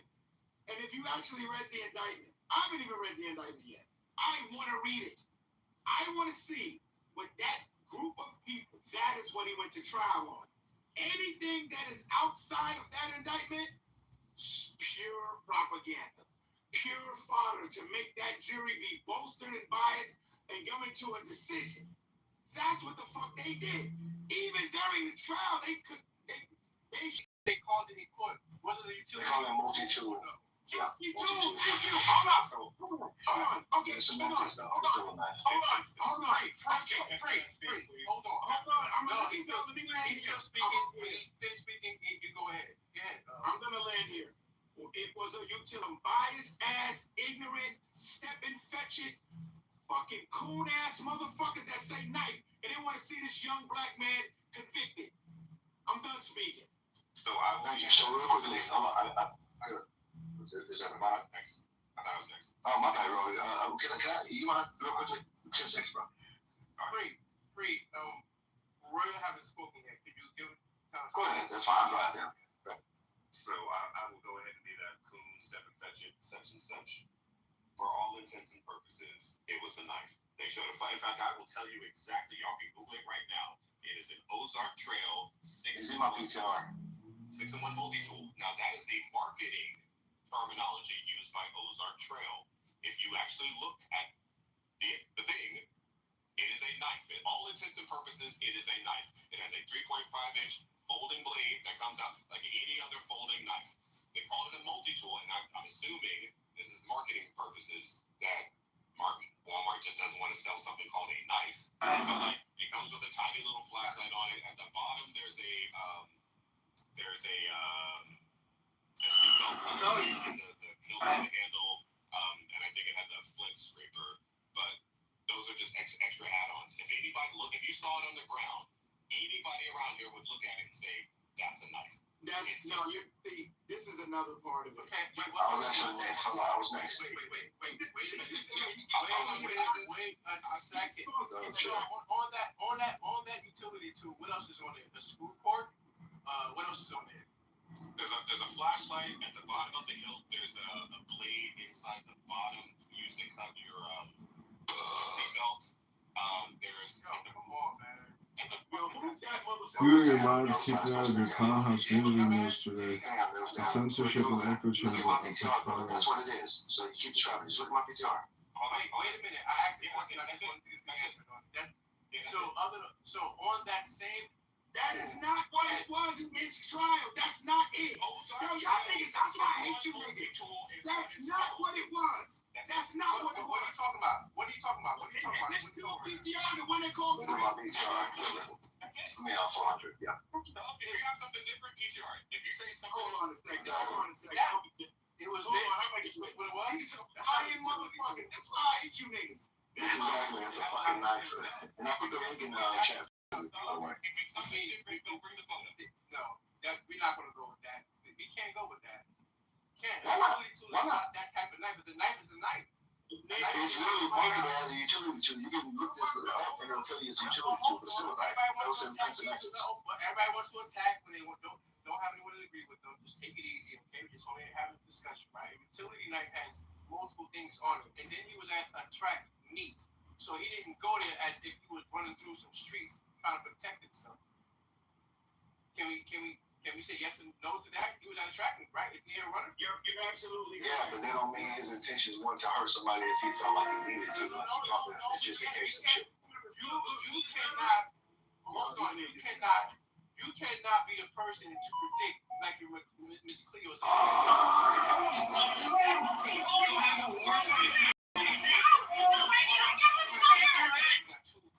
Two to three people, even if it's just two people, because they were twins. So if one brother do something, I don't want to hear. Please don't do that to me. All right? If your brother do something, you're gonna react with your brother too at the same time too, right? Yes or no? But that didn't happen. They didn't do anything. All right. Yeah, you're right, generally speaking, but that didn't happen. I asked you. Yes, I would generally. Yes. All right. I'm saying yes, I would generally speaking. Don't go too far, Ray. Yes, because of course, no. When you're in that predicament, that's the only time you can say, okay, this was damn, this motherfucker right here, and these big ass motherfuckers. No, I'm not fighting these niggas. Like, if I have to, I'm gonna protect myself. Right? That's what happens. If you have to, that's the key word, yes. So he didn't go to the track meet with intentions to hurt someone. Now, if I know if I'm going to go somewhere with a couple of dudes on that were the opposite color as myself, I'm going to carry a gun with me because I might get touched. And if I have to use that gun, I know I'm going to have to do time because I went there with intentions to hurt somebody or kill somebody if they put their hands on me. This wasn't the case with that young man. Let me ask you a question. When he was on that tent and asking to move, right? And he said, and you guys, some of you guys say y'all play football and sports, whatever, right? Let me tell you something, College, just as you, but especially us in that space as young boys. You go to your rival team, right? The first thing you say to your boys in that space, man, I bitched them this. I was in this space, man. If y'all leave, I was just, your boys probably looking for this is what they show on the scene. They look like, yo, what you doing over there? Now I'm just trying these niggas a week. That is emotionally like. Where's the question? You said you had a question. Yeah, I do have a question. Well, I was going to just ask if I felt like we want to jump around, so we're going to ask a question. Do you not think that right there is some offensive that you go into your team's space and you just linger about, knowing that the chances that they're going to engage you at some point, because you're in that space, like it's a 10. Look, a 10 is usually what, about 10 by 10 apart from that. You don't have to persuade us. I'll answer. I get what you're saying, right? Do you want me?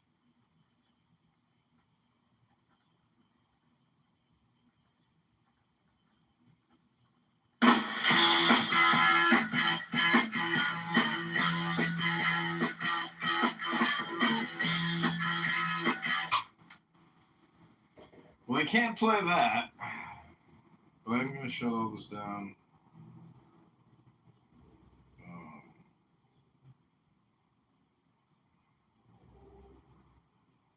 Guess it starts in 45 minutes. Do things to try to get rid of people and say things not true. Spreading propaganda. That like virtue is very vulgar. Just not something that makes sense. To like the early Jack Hank strike days, way before your time to Mario. And when he was kicking people's asses in the movie theater and shit. Yeah, that's some elite level knowledge right there. So what I'm saying is, to Mario, the way this community works, what they're doing to you is they're trying to pull you in, and they've successfully done it. It's like a form of dark magic that they're doing to you. No, see, when we said about the beating up in the movie theater, he probably thinks you're joking, right? No, yeah, the best part of that. Is the best part of that whole thing. Do you know who Jack Angstrike is, tomorrow? Inventing it, and then he said stayed, like, even though the cops got called because he couldn't miss the movie. Yeah, because he watches a certain amount of, like, he's watched every single movie. Apparently, like, he said in that documentary that he would, like, sit in, like, the cinema for, like, 17 hours at a time, and so he would eat foods that, like, made him constipated on purpose so that he wouldn't eat shit, so he could just sit there all day and watch movies. Yeah, because he was so full of shit that he was, Oh my gosh. Mario, this is the man who started this community. So, like, who do you think is the leader of this community right now, Mario? Again, these are things that I don't think about, but I don't know. But right now, I think it's Cora that's. No, it's not. I don't know.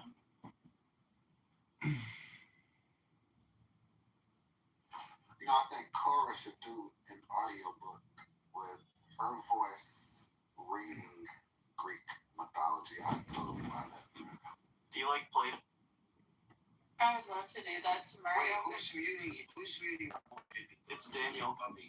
It's Yes. Daniel Nero. Yeah, please. Good This is my song. boy. Yeah, be a good boy, Daniel Nero, and stop. Anyway, I would love to do that tomorrow. Absolutely. Back in the great city of Chicago. Well, there's a, I mean, okay, I hear you.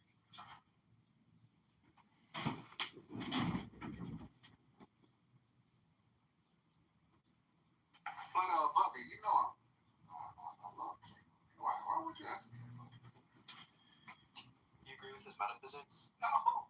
Wait, before you guys get to Plato, speaking of not shitting in your pants at the movie theater, I went to a hot dog stand yesterday, and as I walked into the hot dog stand, this giant fat guy blasted a huge fart, at the cash register.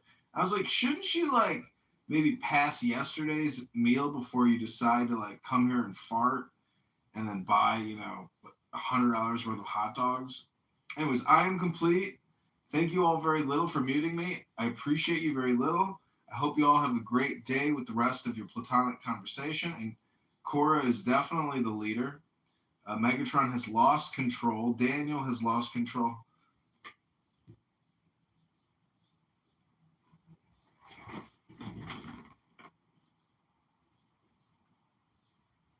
So, do you think that you think Bob is the leader of the community right now, Biggie? You think it's Bob? No. I think it's Andrew. Yeah, but he always needs a sidekick. He can do it by himself. His sidekick is Sully.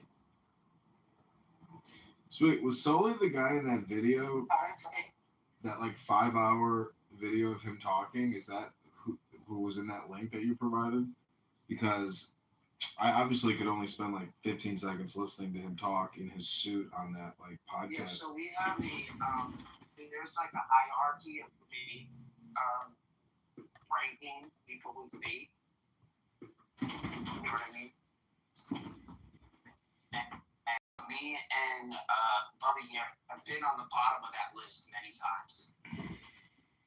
But if you read it backwards, it makes way more sense. Way more sense. So what about Sully? He says he's an. The most hated people, right? They're usually at the bottom of the list, right? Are the most hated people highly annoying people, or are they extremely annoying people? No, those people they're not memorable. What you're doing, John, is not memorable. You have. Are you ready? You're not ready. When you're ready,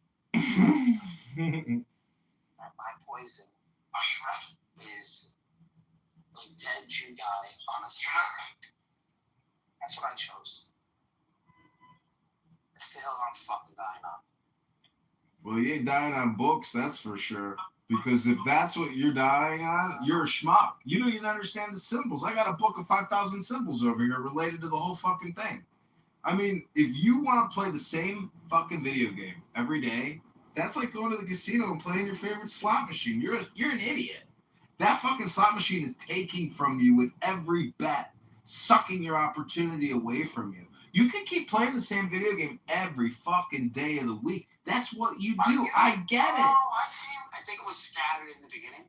Scattered. But you don't right? Scattered. The fact that you don't know how to start trends.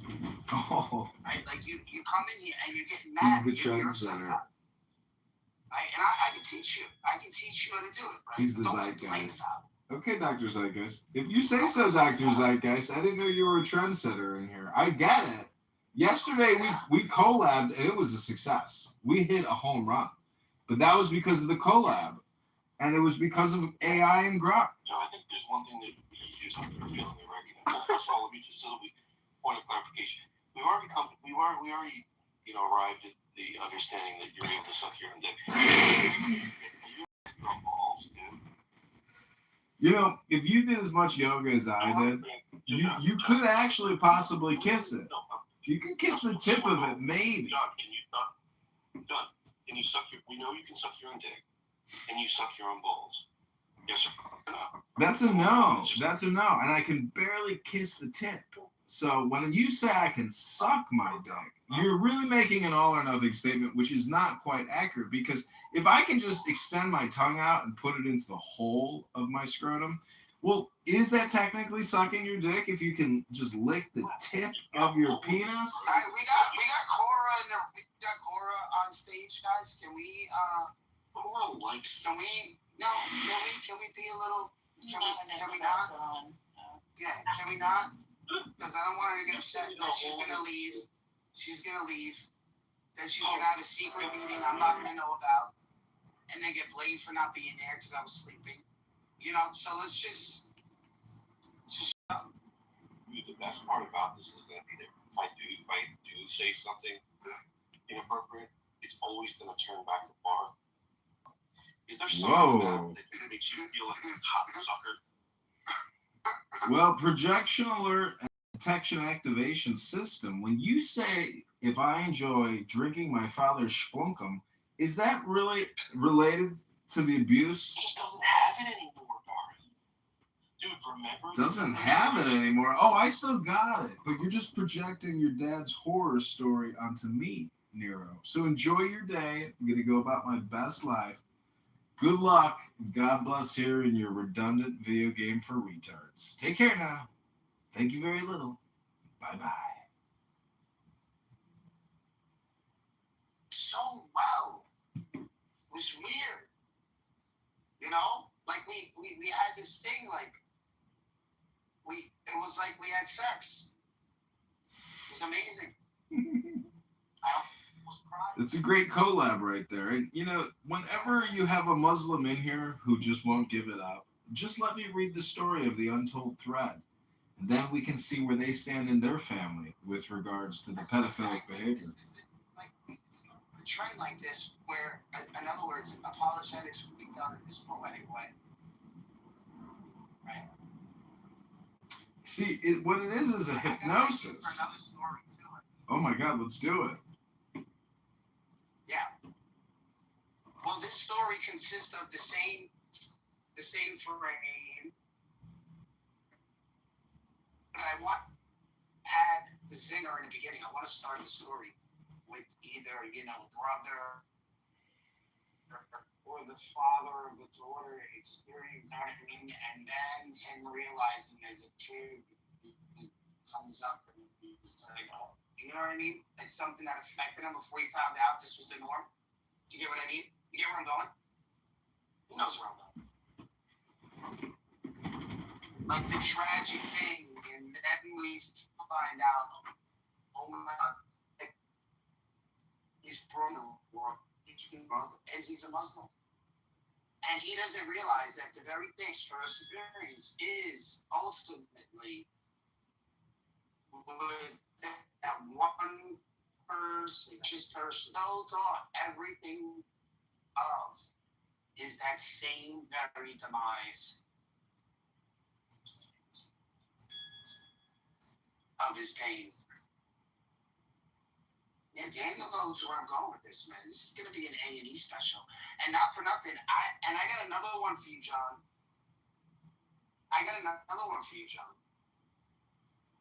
And it's the death of the prophet. Daniel knew where I was going. He knew where I was going. Right? And I want a triple generation, starting with Aisha. Coptic, Marian Coptic, and then the woman who was taken from Tamar. I want all three of those, and then ultimately, right? The climax, John, we gotta have a private conversation. We're gonna do this. I'm gonna try. I got the whole thing mapped out. We're gonna have a all I need is like 2 minutes with you, and we can come up with the whole story. But you kind of get where I'm going with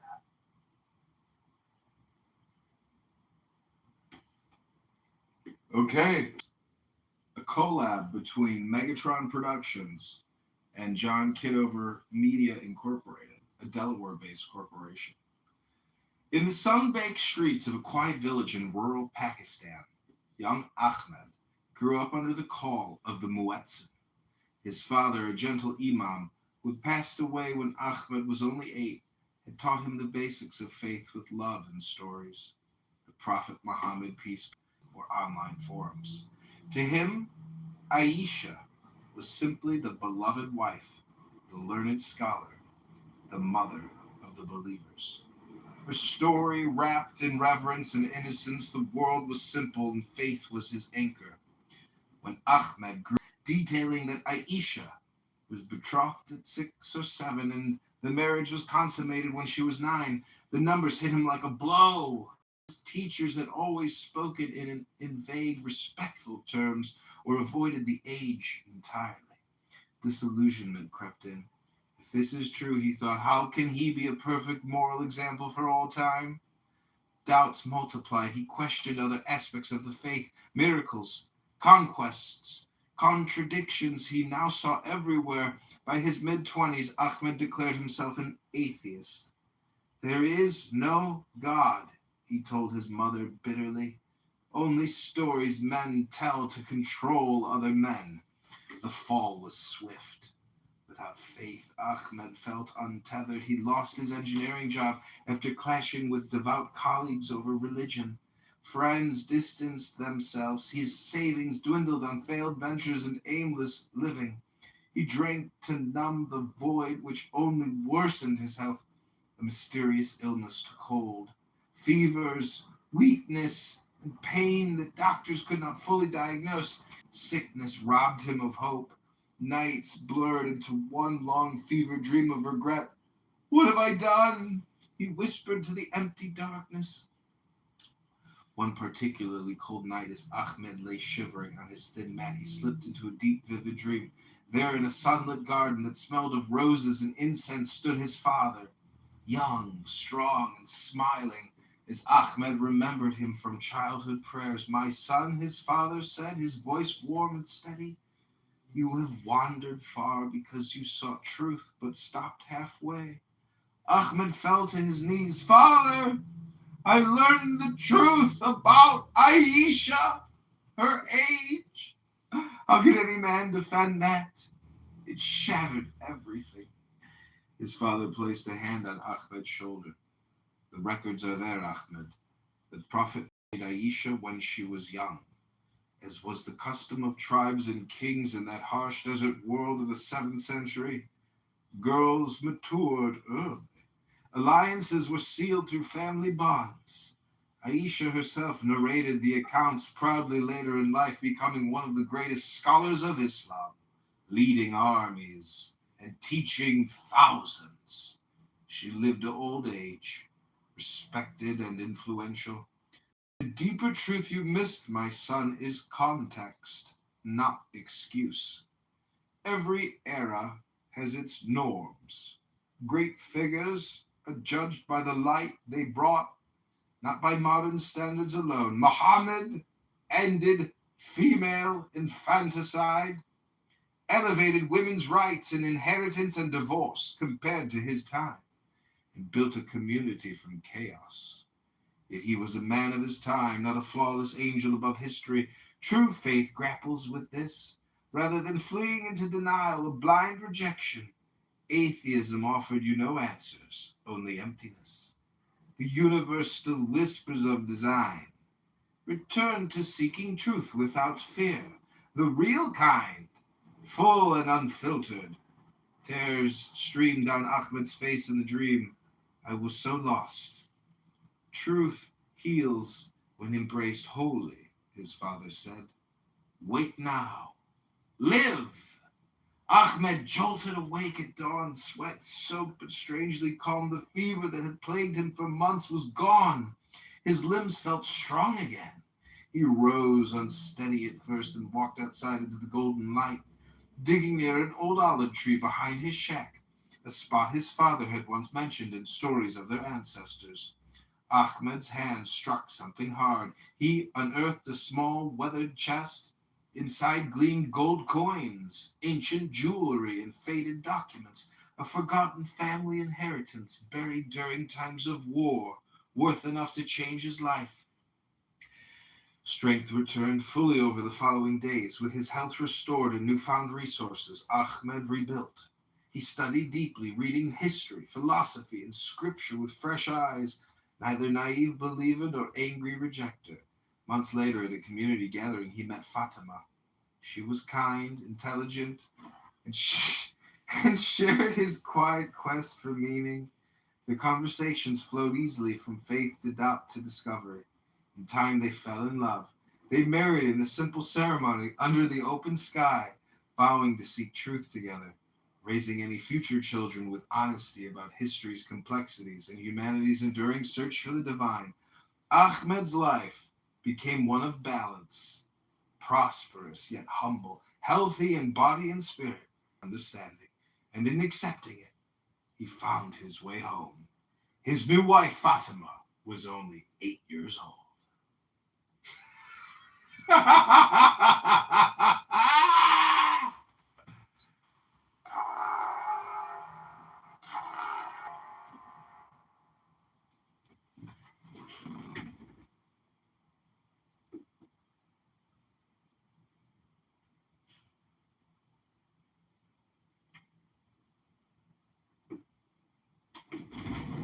We're going to do that tomorrow.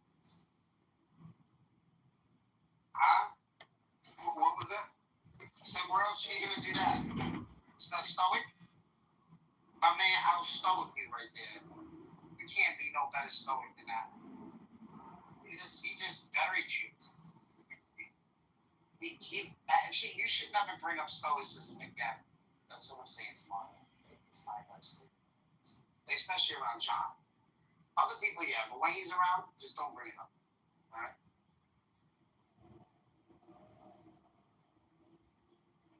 Sure, Mark. Well, I like Stoicism. I have this Harvard classic of Marcus Aurelius, Epictetus, and Plato, and it has this one little passage called the Hymn to Cleanthes. Have you ever read it or heard of it? Because it discusses a lot of very important, yeah, Hymn to Zeus, same thing. Because if you believe in the one God, or if you're an atheist or a polytheist or a monotheist, it's an important document to read to understand what people, what is this little hymn saying? It's saying quite a lot. And it's beautiful and it's empowering. And it talks about universal law. Well, you can't have law without.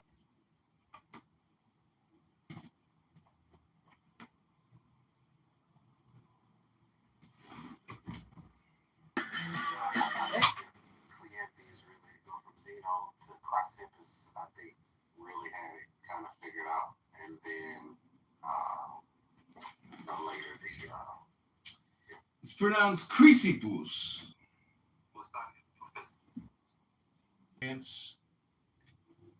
Without you, none of this could have been possible.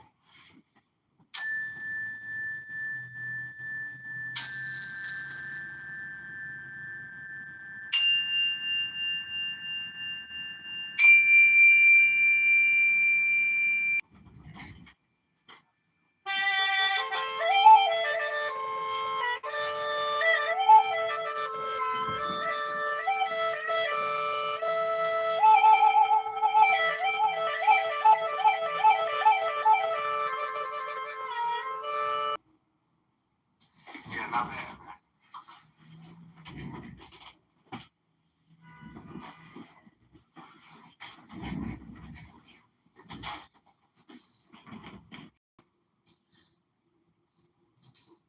you trying to say something, Lord? We can't hear you.